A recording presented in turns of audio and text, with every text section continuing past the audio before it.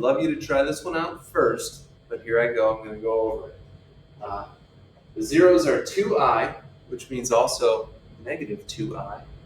1 plus root 2, which also means 1 minus root 2. And 3. So we'll say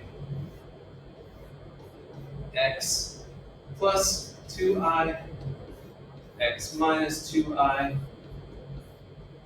We have x minus the 1 plus root 2.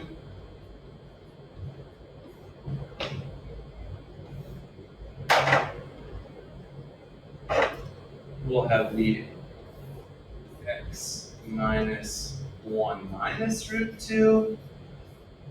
And we have the 3. So x minus 3. All right, let's do our little clever rearranging here for this part. So if we distribute the subtractions there, we have x minus 1 minus root 2. Over here we have x minus 1 plus root 2. Now if we think of this as difference of squares, the x minus 1 would be our first term. The root 2 would become our second term. So you square the first term, you put a minus, and then you square the second term. So let's see. X minus 1 squared, you square the first term, x squared. You multiply them together, negative 1x. Then you multiply by 2. So negative 2x. That's that old foiling shortcut. And then you square the last term. Negative 1 squared is 1. Minus the square root of 2 squared cancels out, so it just becomes 2. Now we combine our like terms. 1 minus 2 is negative 1. So this chunk here multiplies to x squared minus 2x, and then the 1 minus 2 becomes negative 1. So let's see what other terms we can work on here. Now this first one, we just have difference of squares. So you square the first term, x times x is x squared. You always put a minus, and then you square the last terms. 2i times 2i would be 4i squared.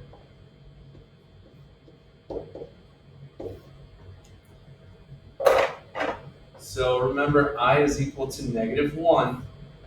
So it's really x squared minus 4 times negative 1. Whew. Negative 4 times negative 1 is positive 4. So if I write that down here, it would say x squared plus 4. We also have that x minus 3 over there. So I'm just going to write that over here. Okay, the hard work is out of the way, believe it or not. So we can do these in any order.